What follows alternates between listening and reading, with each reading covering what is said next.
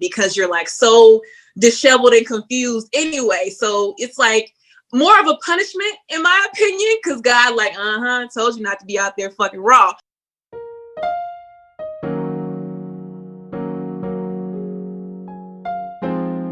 What's up, everybody? Welcome to Girlfriends with Girlfriends. It is Ashley Chantrice, and I am here today with three of my best girls. My best friend of almost 14 years, Khadijah Ayanla. Hey, girl. Hey. Hey. How are you guys? Oh, they're ombre. Those are cute. You know I love pink, so there's always pink somewhere. Yes, she her fingers and her toes like shades of red and pink. We'll talk about that later. Next we have Mary Ando with the Black Girl Magic puff going on. What's up? How you doing in Chicago? Hey y'all.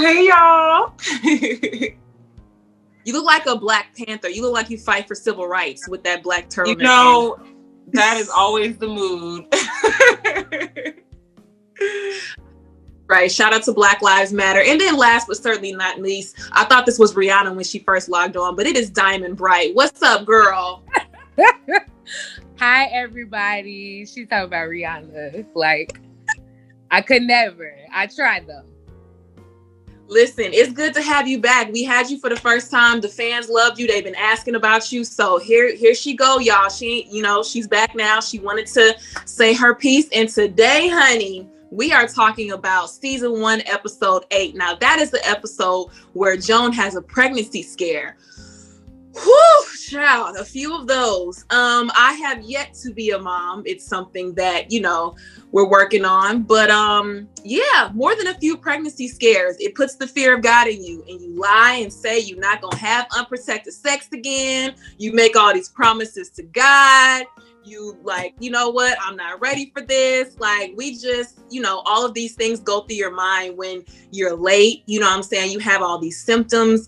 No idea why pregnancy and menstrual symptoms are the same, because you're like so disheveled and confused anyway. So it's like more of a punishment, in my opinion, because God like, told you not to be out there fucking raw. So, Mary, I'm gonna start with you. I'm gonna pick on you because the other two, we know how they pregnancy scares ended up. We get it. So, Mary, pregnancy scare girl, talk about it. I've had a few, and like to your point about every single time I literally be begging God, I'm like, please, I promise you, I will use condom faithfully, please. And like for me, I think we talked about, I'm really like detail oriented, and like my period is usually very much the same each month.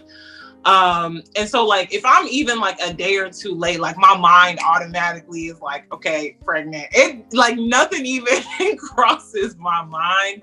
And like my boyfriend, he doesn't even listen to me anymore because like at this point he's just like, look, every time you do this, you're not pregnant, and I never be pregnant.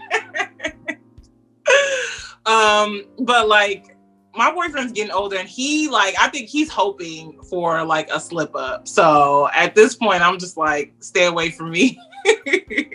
I definitely feel that. Khadijah is my best friend, like I said, of 14 years. She's also my gynecologist. I call and I text her like everything about my body, just because she's experienced a lot with like different health issues, and her having my niece Zazie. But Khadijah knows this. I think Mary might know this too. I was 11 days late once. I was 11 days late, and I was picking out baby names. I'm like, you know what? This is happening. This is what it is. Like, you just got to deal with it. And I was texting Khadijah every day, like, what does this mean? And this and that. And I Googled this, and it said this. And it really was from stress. I think I was transitioning careers at that point and moving and all of that. But when you live your sexual life a certain way, like I've been with my boyfriend for 5 years, you know what I'm saying? So at this point, this sounds very crass, but what's a condom? You know what I mean? But at the same time, it's just like, okay, but not right now though. You know what I'm saying? Like, not now, Jesus. You feel me? So yeah, I definitely identify with Joan in that aspect, because remember, that was when she wasn't seeing Marcus anymore. So you don't want to be that girl that breaks it off with someone. She was already neurotic and weird, and then you come back like, oh, by the way, I'm pregnant. He was probably gonna be like, excuse you, you know? So I definitely love the episode because it showed her girls like rallying around her. You know what I'm saying? Like giving good and bad advice. And just, you know, being there for her. Like they went to the store and got a pregnancy test for her and asked her. Well, they were literally in the bathroom with her while she took the test. I've done that before with my homegirls. I feel like, you know, most of us have. So as for the women on this who are mothers, what was your experience like finding out you were pregnant? Diamond, I want to start with you. What was the reason? I just explained the reason. What was the reason, bitch? I don't need to explain myself to you. And what was the reason?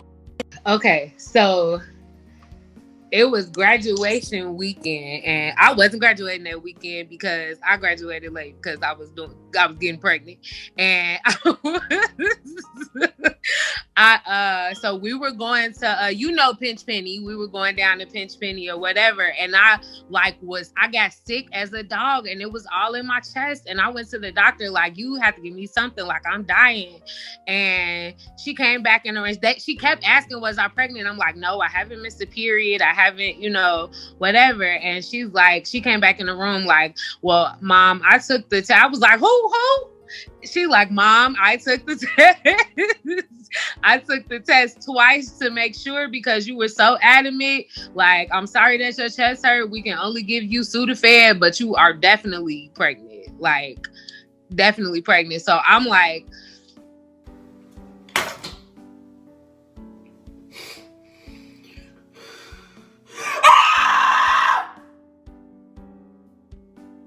no, I'm still sad. It didn't work.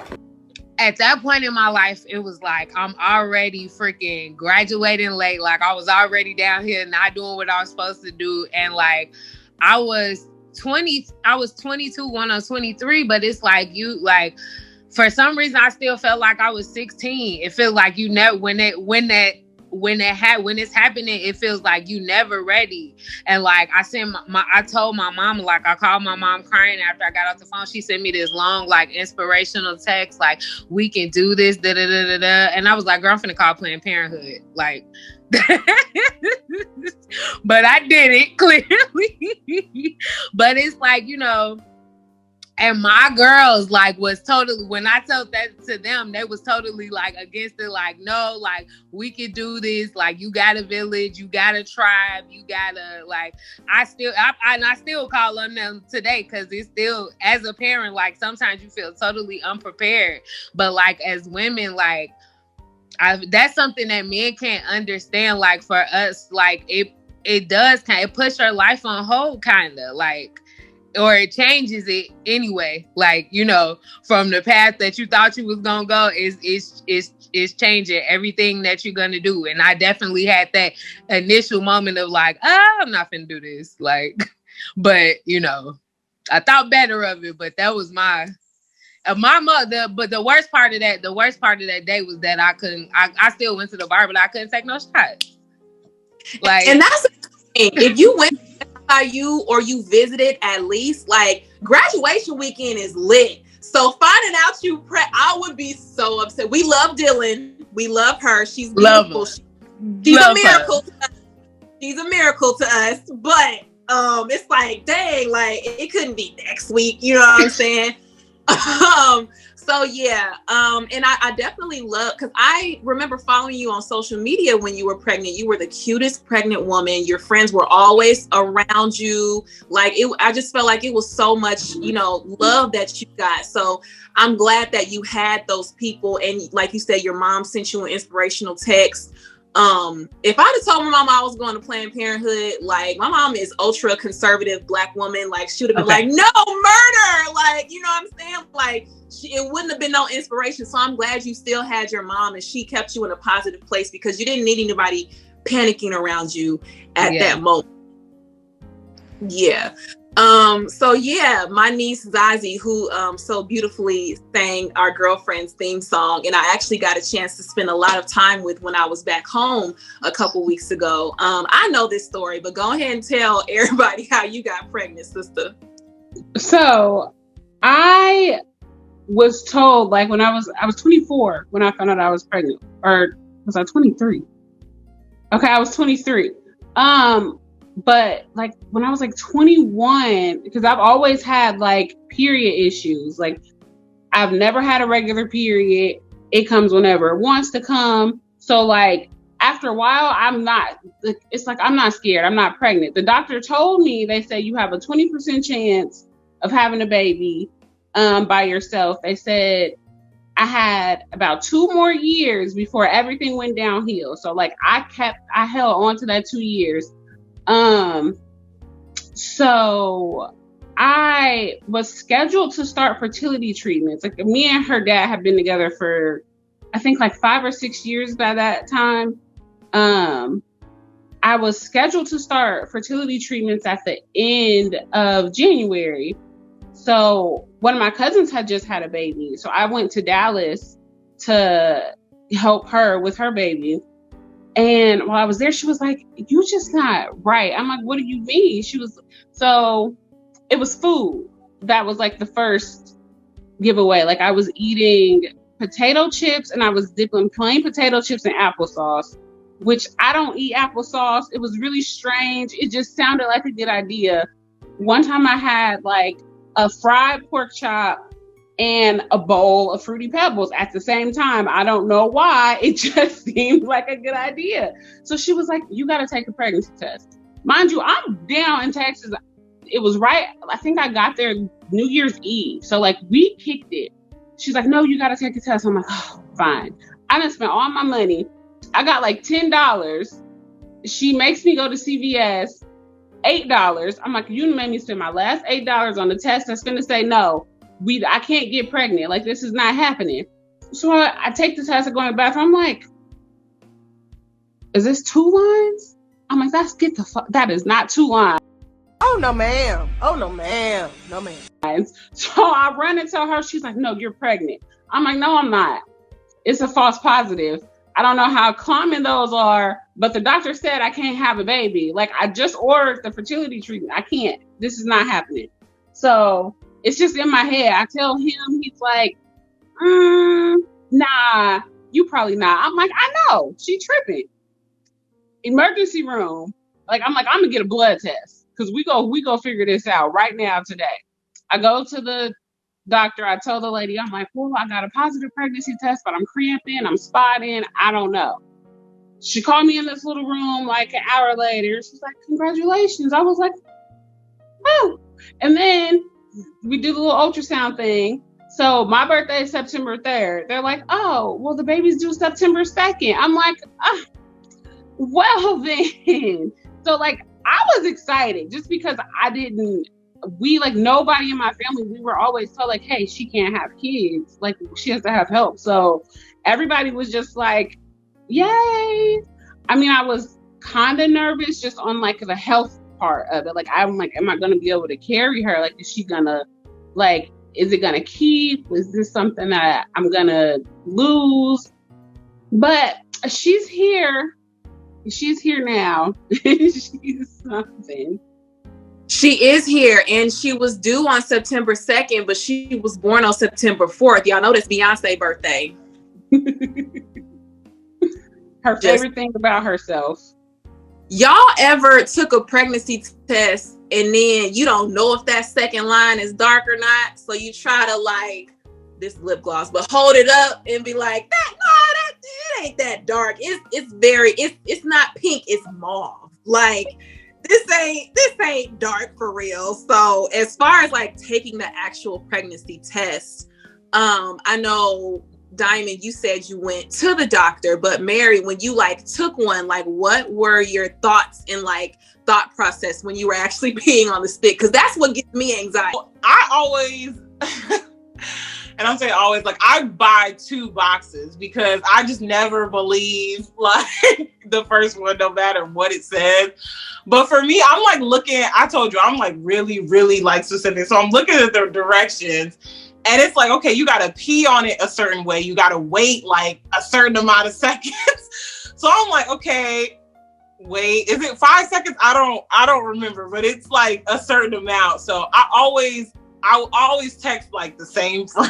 And I'm like, how do you think this looks? Because this looks negative to me. And I've never gotten to the point where like I needed to take a blood test. It like, I never need to even like use the second pack, but I mean, I'm just like anal about it. We think Joan's life would have changed if she were pregnant, because we find out at the end of the episode, whatever happened and she wasn't pregnant, maybe the test was a false positive, which is what we all prayed for at one point. Khadijah, what do you think? How do you think her life would have changed if like Joan was really knocked up? Well, goal oriented and detail oriented Joan is, like she would have been fine. Like she would have thought she was gonna be fine until that baby popped out, and then there is no nothing tells you can't have a schedule, you're not prepared. But up until that point, I'm pretty sure she would have had it down pat. And the baby came, and I'm thinking it might have relaxed her a little bit. Like she might have calmed down just a little bit. Like once you realize, like, okay, life is just gonna do what it's gonna do. This baby is gonna do whatever it's gonna do. It's gonna get up when it wants to get up. It's gonna sleep when it wants to sleep. Like she would have relaxed a little bit. Or on the other hand, like me being a Virgo, like it like fuels my anxiety even more, like to have this little person, because it's like literally your heart outside of your body. So you're like, okay, is she fine? Is she okay? Did she eat enough? Was I nice to her today? Was I encouraging?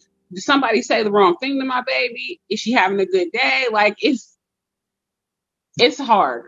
And I feel like Joan, she would have relaxed a little, but I feel like she would have been like, that would have just made her go 10 times harder with who she is. I agree. I also think that Joan would have tried to like work it out with Marcus, because, Joan, with how she is, she does not want to be a baby mama. Like she wanted to be married and, live with and have a husband with her to like coddle her while she was pregnant and carrying. So I think she would have tried to like make it work with Marcus. And I think I'm glad that she wasn't actually pregnant, because it gave her the chance to, like date other people and like learn through those experiences and learn from her mistakes and how she should and shouldn't be treated. Motherhood thing sent the anxiety I already have on a daily into overdrive. Like literally, if she's out of my sight for a minute, I'm like, is she okay? Did she eat? Is somebody biting her in school? Do I have to fight somebody's kids? Do I have to fight somebody's mama? Is she okay? Is she having anxiety? Can she read? Is she learning? The math homework, like us in third grade math, so it's like, I think Joan if Joan had actually gone through with the pregnancy, like I don't want to say it would have given her purpose. I think maybe that's the wrong thing, but I think she definitely would have been like more like that. And I think she would have been more like helicopter mom and like put most of her focus on her baby, where all of that focus was previously in her career or in her love life. I don't even necessarily think she would have. She probably would have mentioned getting back with Marcus or maybe tried to make it work, but I don't think that would have been most important. I think Joan would have been like full on helicopter mom, overbearing, like.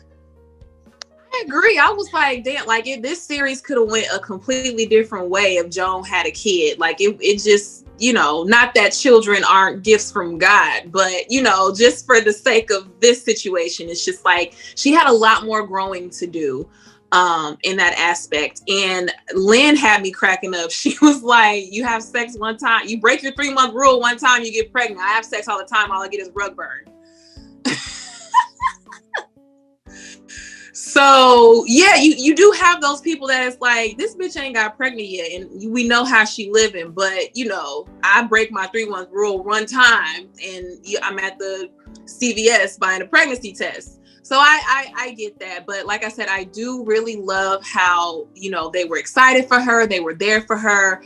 William even brought a gift. He said, I brought this for the baby. And I just thought that was so cute. Like, just even how supportive he was. And it just really shows that when you go through things like this, like, it is important to have your girlfriends and your guy friends around to support you. I do have a question for the mothers. You guys said that nothing can kind of prepare you for pregnancy, for giving birth, and for all of that. What advice would you give to someone who is newly pregnant or maybe trying to get pregnant? Like, what are some things that what are some advice that you can give them to prepare for that? Khadijah, we'll start with you. I would say, just for the whole pregnancy experience, like, enjoy it though. Like, cause I know a lot of people will complain, like, I'm tired and I'm big. Like, it's really a beautiful thing though. Like, it's so, like, the first time, especially, like, it is an experience that you will never, like, even if you get pregnant again, like, that first time, like, you'll never forget, like, when you first felt the baby kick, or like the first time you noticed the little, like, baby bump, like, when you look down, I was like, oh, it just popped up overnight. Are like the pictures and like people like, oh, how far along? Like, it's really a nice time. So like, just like revel in that. Like, I know some people are like, oh, but I'm so big and these stretch marks and my feet are swollen, but everybody is so nice to you. Like, nobody has ever been that nice to me. Again, like, I didn't have to do anything. Like, whatever I wanted, it was there. Like, I could just sit there and I could say what I wanted, because people were blaming on hormones. Or I could cry when I wanted. Like, oh, she's just emotional. Like, kind of. But. So yeah, just enjoy it and revel in it and let people do things for you. And if you say something mean, blame it on your hormones. Diamond, what's some advice that you would give to someone who is newly pregnant or I would say, like, drop all of your, even with parenthood, even when the baby comes, like, drop all of your expectations of what you think it's about to be, because it's not. Like, every single pregnancy is different. Every single baby is different. And it's like, I could give you advice, but I'm giving you advice based on my baby and my pregnancy. But it's not like, you know, some things are not like that. Like, I had a whole delivery plan. I had a whole birth plan. Her heart stopped and I had to have an emergency C-section. And not like, you know, that, yes. And she did, I had planned on the crib. I didn't want her sleeping in the bed with me because of SIDS, but she slept in the bed with me. She didn't sleep in her crib till she was 9 months. Like, I didn't sleep. I had postpartum. It's literally like that would be my only advice. Like, don't go into it with, like, you can go into it with expectations, but don't go into it with hard set expectations of how anything is going to be. Your pregnancy, being a new mom, any of that, because that's what causes the, like, anxiety when stuff doesn't go as planned. And pregnancy and being a new mom rarely goes as planned. There is no plan. And then, like Khadijah said, enjoy it. That was literally the nicest anybody has ever been to me in my whole life. And that's the only thing I miss about being pregnant. Like, I didn't open the door. I got free food. I got free, like, people just smiling at you in the store. I had my handicap sticker. I didn't even really need it. I used to ride the shopping carts, the motorized ones. I started riding them things when I was like 5 weeks pregnant. Like, the doctor said I'm high risk. Diamond ain't even have a baby up, and she in Walmart in a little cart talking about running over people. That free food thing might be a selling point. I don't know. I don't know. Mary, what you think about that advice? How do we feel? I think that's really helpful advice because, like, as I always say, like, I'm such a planner, but just from hearing what you all are saying, like, there's just no such thing. I feel like even with parenthood, like, I see with, like, my friends who have children, like, it's not what you imagine it's going to be. And I think, Diamond, to your point, like, every child is different. Every situation is different. So it's like, you can't model it after, like, oh, I want to be like this mom, or like this mom has it all together, because it's just like, we just don't know. But I guess whenever it's my turn, I'm going to come back and tell y'all what my experience is. Right, because like they were saying, like everybody is different. Every situation is different. And I think what really would have sent Joan over the edge was the fact that this is not something that she planned. You know, she said I was supposed to be married and senior partner by the time I got pregnant.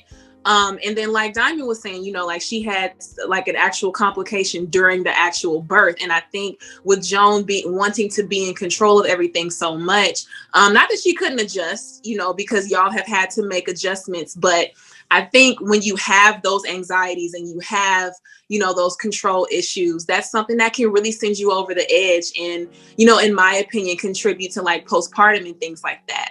But like I said, I do love the fact that she, you know, had her friends. And I think Marcus, as big as his hips were, he would have been a good dad. You know, he would have paid child support. At least he had money. So, you know, a lot of baby mamas, that's just what they want. It's just somebody present.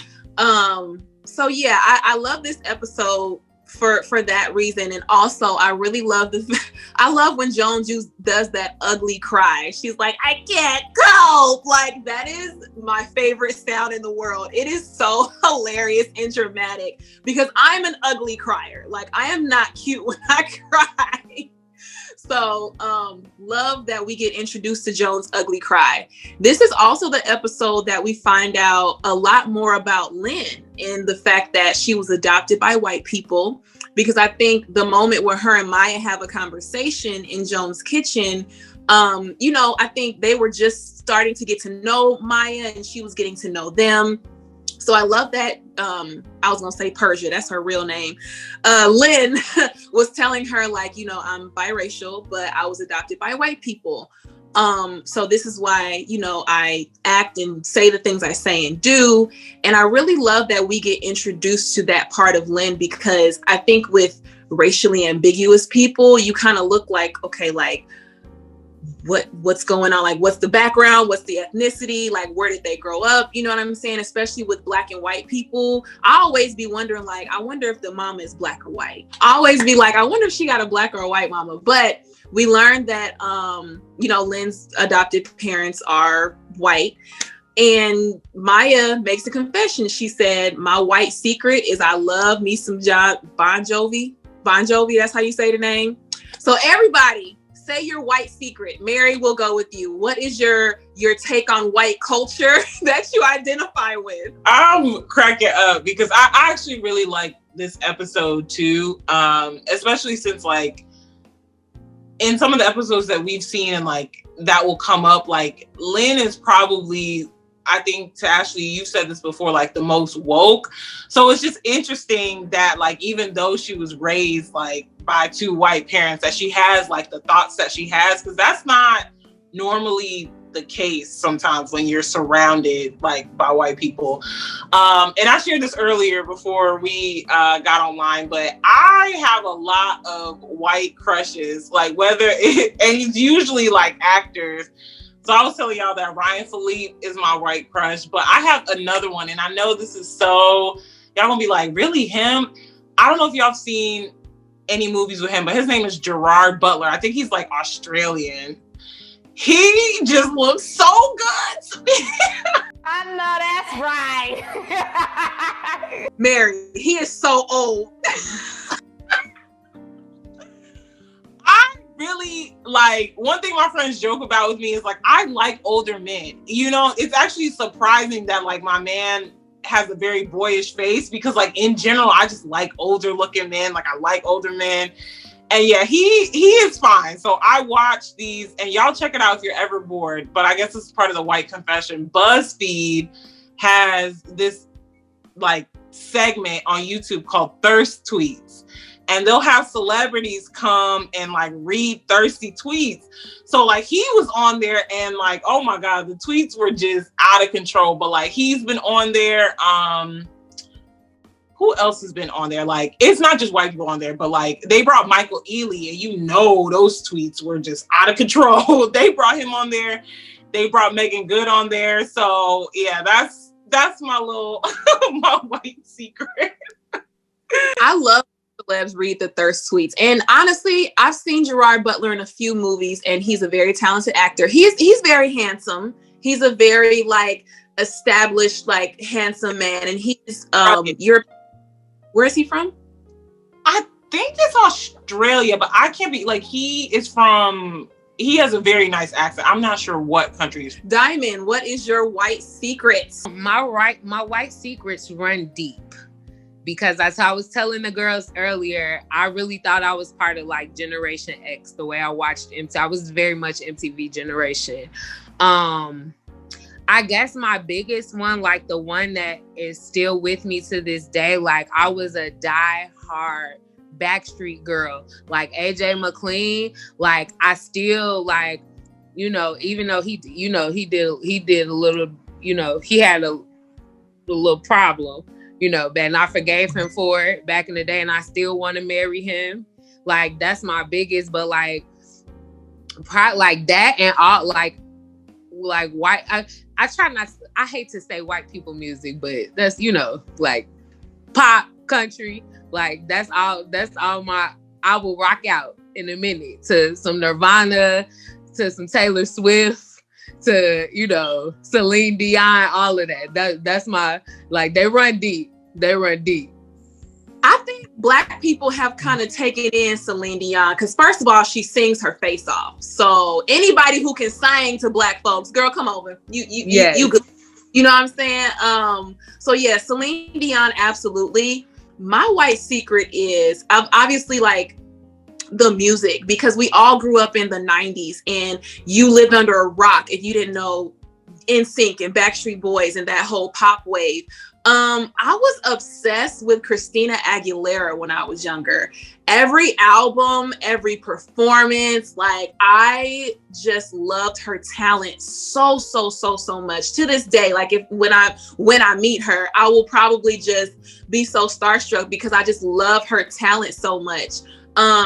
Priscilla is not here today. She's not feeling well, but I know her white secret. Mary, you know this. She is Britney Spears hive all day long. Like, you can't tell Priscilla nothing about Britney Spears. Like, and rightfully so. Like, Britney paved the way for the girls. Like, there's no debate. She's that girl. Like, period. Britney, bitch. So yeah, that's Priscilla's white secret. I'm sure she'll be happy to say that when she. Can I tell y'all something? This girl wants to be buried with her Britney Spears book. Like, that is how much she loved Britney Spears. Like, when she told me that, and like, I love Britney music, but I was just like, you want us to put that in? She like, I want it in the casket with me. I'm like, oh my God. So that girl was a fan. Like, Britney, if you ever see this, like, your biggest fan is Priscilla Quache. Yeah. Shout out to Britney, because like we said, she paved the way for the girls. You know what I mean? Like, she is an icon. NSYNC, of course, Backstreet Boys. Just the musical aspect of it is, yeah, that's my white secret. I also loved just a lot of those random like pop songs that would come out, like that Kiss Me and the minute money. That was my shit. I'm like, ooh, this is my song. So yeah, we all, you know, as Black people, we love ourselves, we love our culture, but I think music and art translates to anywhere. But I also remember getting made fun of for like liking, you know, that type of music. Who else got made fun of for you know, liking Backstreet Boys and stuff? Khadijah, go ahead.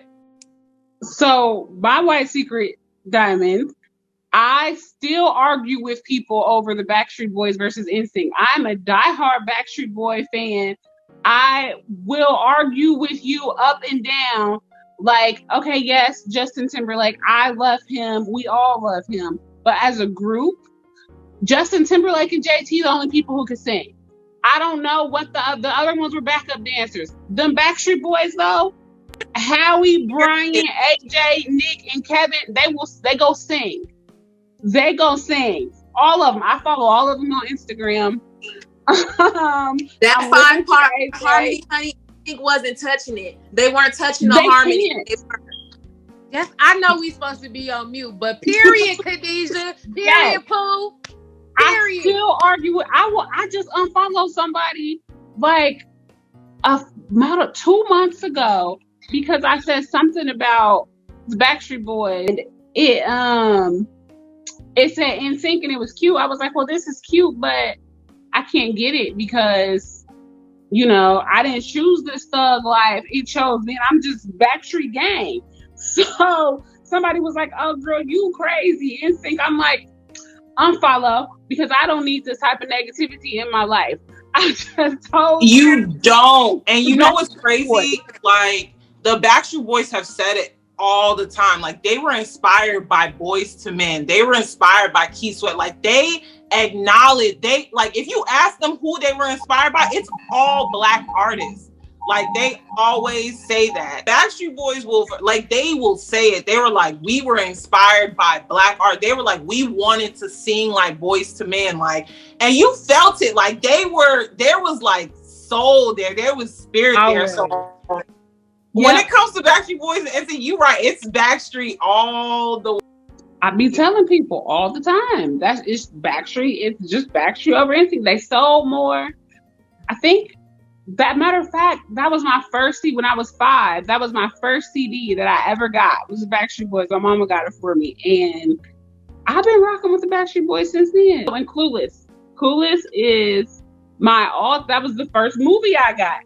So that is like my all-time favorite. Cher is me and I am Cher. And nobody can tell me different. Listen. Clueless is a classic, like period. It transcends time, like everything, like the fashion, the storyline, like everything. That was the last time Stacey Dash was relevant and that we accepted her in the community.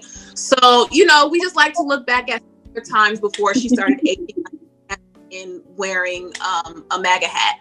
So yes, Clueless is what other like white, I don't want to call them. Y'all know what we mean. What other white movies like Diamond?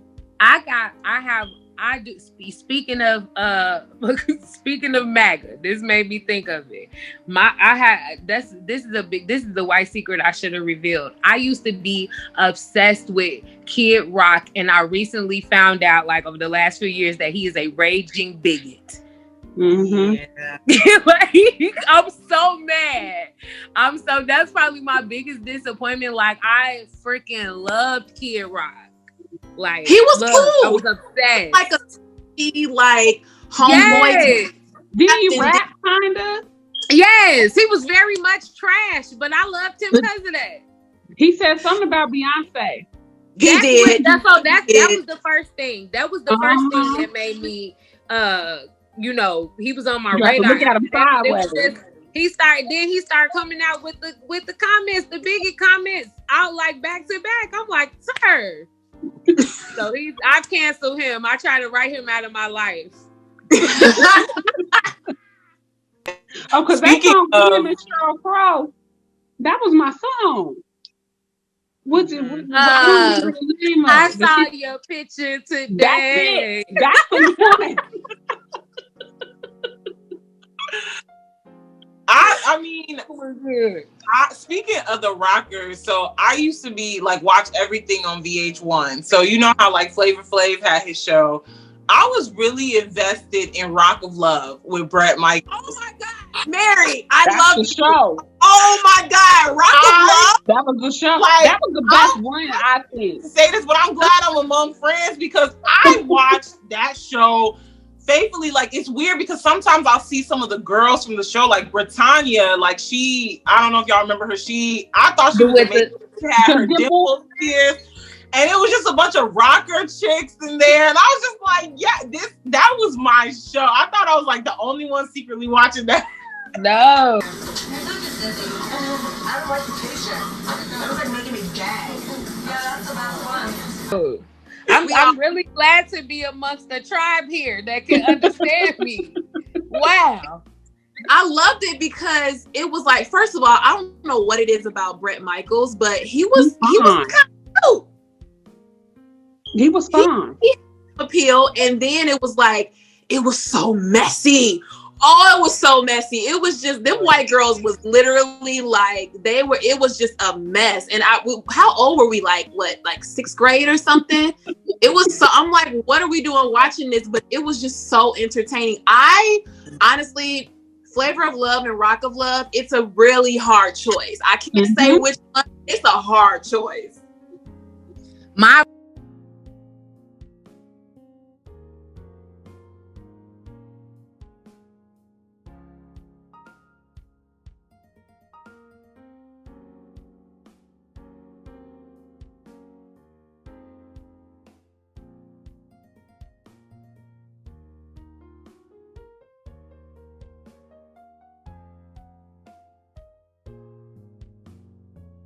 I'm just jealous because all of my friends that know me tell me that I remind them of Beyonce. So you can.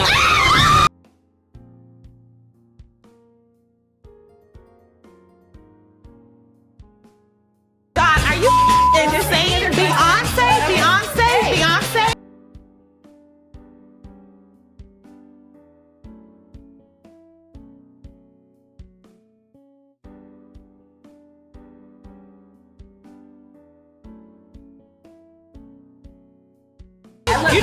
You know who you really look like? You look like Luther Vandross.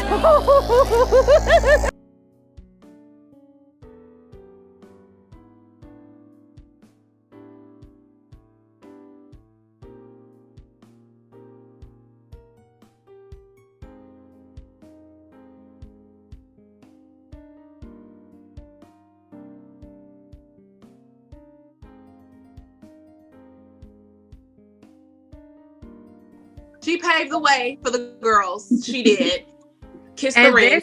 This same kind of stuff, like those strong personalities, I feel like this same kind of stuff is why we didn't appreciate, not that we didn't appreciate, because I loved Girlfriends, but I got a much different understanding and appreciation of it now. Those big, strong Black women personalities, they villainized them a lot when we were growing up. Like it was too much. It was Gabrielle Union played a lot of those roles, like the bitchy roles if she was successful, or those strong Black women roles, like they were always something negative, always something too much, or always something like, I feel like that's why Girlfriends didn't get their flowers, when it was like, for some reason it wasn't relatable to, or it didn't come off as relatable as it does now to us. I don't know if it's more relatable to our generation than it was to their target audience or what, but like it didn't. We didn't. I was gonna say you're absolutely right, because what was that, like 2000 to like 2006 or something, like it wasn't normalized for Black women to like wear luxury or like own their own homes and like be going to brunch and lunch and things like that. And Toni Childs was, she was that bitch, like she was the first city girl, like she was that girl. So I think for a Black woman living in like middle America who have those, those dreams and those goals and want that lifestyle, we may not have been able to identify it, but I think it was something that we could aspire to. That's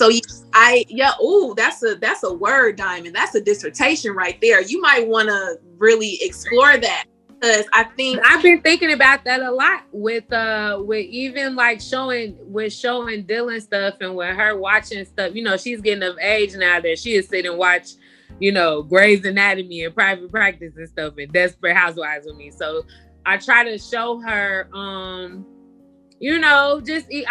just try to broaden her horizon so that when she, we was too young to be watching Girlfriends. I know she gonna, find something she too young to be watching, but I want when she come across it for her not to because I ain't like New York. So I want, so when she come across it, I want her mind to be open where she don't automatically villainize and stuff. Even this is a black secret of mine. I did not like Beyonce until 2003. And she know I'm the biggest Beyonce fan of all time. I did not like Beyonce because of the stuff that was going on in the media. Like she was in charge of replacing all those girls, and that's because she was becoming Beyonce. I didn't even know. That was on me. So I want when she come across something like that, I want her to already have that in mind. Like, well, that's because she that bitch. And that's period.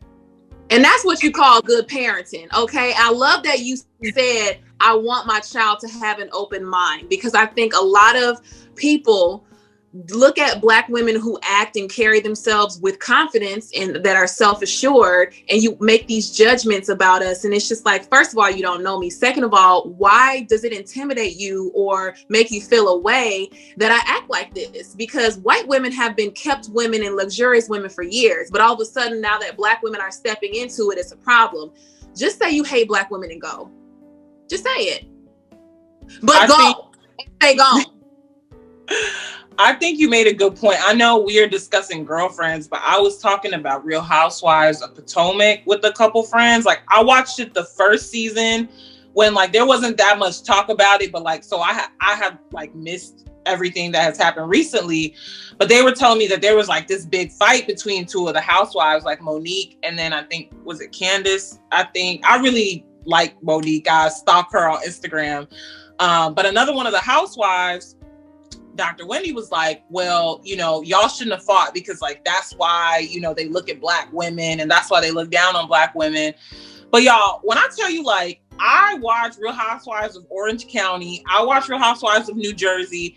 And when I tell you those white women fight, like, it's not even like little shit. Like, my girl Teresa is breaking shit. Like, she breaking tables, throwing, like, those white women get it, and no one says anything about how they're less classy. Like, I've never heard them like, oh, another wife tell them like, oh, you're gonna lose endorsements, or they're not gonna like sponsor you anymore. Like, those other white women fight. So I'm confused why like one fight between Black women always leads to like, oh, like that's why they look down on us.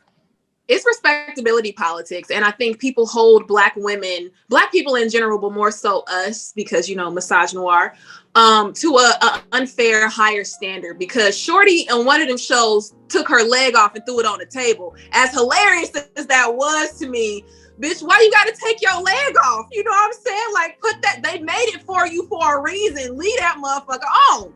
But, in that sense, like when Candace and Monique fought, it was just like, it was BS, and they both were wrong. Monique was more so wrong because why are you reaching over a table, pulling this girl's hair, when saying, oh, she pushed me, when her arms aren't even long enough to reach over the table? Just say you wanted to fight her and go.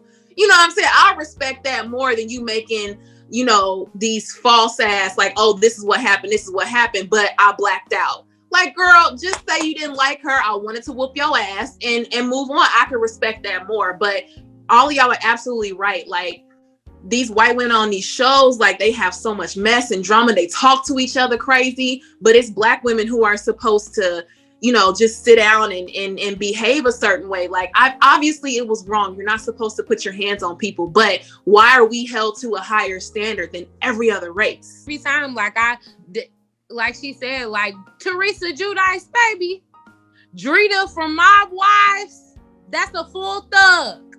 That's a full thug. And nobody, like, people say something about it, but nobody calls them ghetto or, trash or anything like that. Like, it's like, I'm human. If you try me, I'm going to fight you. Like, period. I don't want to do all that. I'm not going to do all that talking. I'm not going to do all that. If you try me, then we can fight.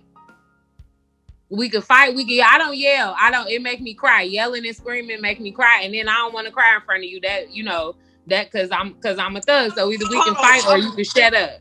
I'm sorry to cut you off, but I had to say this. Don't it make you more mad when you argue with somebody that your voice crack? Don't you want to be? And I start crying. And I'm short too. I'm 5'2". Don't let me be arguing with somebody tall. Now I got to stand up on the ottoman, and now I'm crying. So now I'm finna leap off the ottoman. Period. No. But like we human, we not allowed those human reactions. I feel like everybody got that human reaction. Like if I'm so mad that you make me cry and my voice start cracking, we could just fight at that point. If you want love and hip hop, or if you want Real Housewives of Potomac, or don't, God forbid they make a Real Housewives of Chicago, because they'll really be like, get off trash. Bullets. But God forbid we have a human moment like that, then it's looked at as so like. That's why I'm trying to teach her, have an open mind about it. You can be human. You can have a moment. If somebody make your voice crack, you can flip that table like Teresa Giudice. That's it, and that's period. Like that's it. Shake the table, honey. No, I think that because we've talked about this before, like the unfair standards that, we get placed upon us as Black women. I think that will probably be like a reoccurring conversation, just because the more you think about it and the more we are in these situations, like living and breathing as Black women, like our perception will always like grow and change, and we'll always learn how to navigate them and like give each other advice. So yeah, that's what's so important about, watching shows like Girlfriends. Like it just brings up so many themes and so many conversations that we definitely need to have, because we do have, mothers on here, and we are raising beautiful little Black girls. So these conversations are absolutely necessary. Yeah, that's episode 8. We talked about a lot. Does anybody else have anything they want to add about this episode? Because pregnancy itself is a heavy topic, so we can talk about that for a while. Everybody. That as we go on in the seasons and we see we've seen some little weird things with Tony and Joan's friendship. I just loved how Tony was in this episode. She was the first one to be like, we need to rally around. She was being dramatic, but she was like, we need to support Joan. We need to rally around Joan. And I feel like Tony gets we give Tony a little bit of flack, and we may give her some flack later on in the seasons. But I was like, Tony has a good heart. She really loves Joan. No matter what we say about, how she's, made some moves later on in the upcoming seasons, I was happy to just see how she supported her in that episode. To piggyback off that, Mary, because I agree with you. However, I think just like bad relationships, those little good things is why we stay in toxic friendships like that. So, while Joan holding on to how she rallied around her when she thought she was pregnant, and she forgot about you finding her on the couch with her boyfriend. So, that that's period. I love Tony. That's a good point. I love Tony as a person, as a character. I don't love Tony as Joan's friend still. That's a good point. I'm excited for us to get into the juicier episode. Yes, baby. Tony Childs. Woo. Tony Childs. Who do y'all think was a worse friend? Tony Childs or Molly from Insecure? Molly. I just finished watching. I've been watching Insecure over again. But I just finished the last episode this morning, actually, and Molly was just insufferable. I just feel well, shit, because Tony was terrible too. Tony was terrible, but Molly was an emotional bully. She was just not for Issa. That just because Issa was trying, and she was just mean, and she was jealous of her. And she was emotionally manipulative and abusive to me. I feel what kind of like, what kind of friend is this? It's just on my last nerve. I will say this. We know who Tony is. Tony is black and white. Like, I'm this, I'm that, I'm selfish, I'm self-centered. Like, I pick and choose when I want to be there for my friends. Like, we know who Tony is. She doesn't hide from who she is. Molly hits then hides her hands. Molly is not upfront about a lot of things. In a lot of episodes, we see that whenever Issa tried to like elevate herself, Molly wanted to keep her in a certain way. Like, she's the lawyer, she has the house, she has this, she has that. And it seems like every time Issa was trying to level up, she kind of like shitted on her a little bit. So yeah, I definitely think Molly was worse because, you know, she just kind of hid herself a lot and made herself out to be a victim to circumstances that she created, as opposed to Tony. Yeah, she was a terrible friend, but you knew what you were getting with Tony. You knew exactly what you were getting, you know? So yeah, I think we should unpack that a little more, because that's been kind of floating around on Twitter, like who's the worst friend and like friendship dynamics. And, you know, we've all been through like friendship ups and downs and fallouts and whatnot. So I'm excited to talk about the episode when it was on that altar child, when Dottie McClarklin was singing. Yeah, more into that. But yeah, thank you guys so much for joining us, Girlfriends with Girlfriends. We will be back next week. Not sure with who, because our schedules changed, but we will be back nonetheless. So thank you for joining us. We had so much fun. Thank you to my ladies for offering their input and their conversations. Love you guys, and I'll see you next week.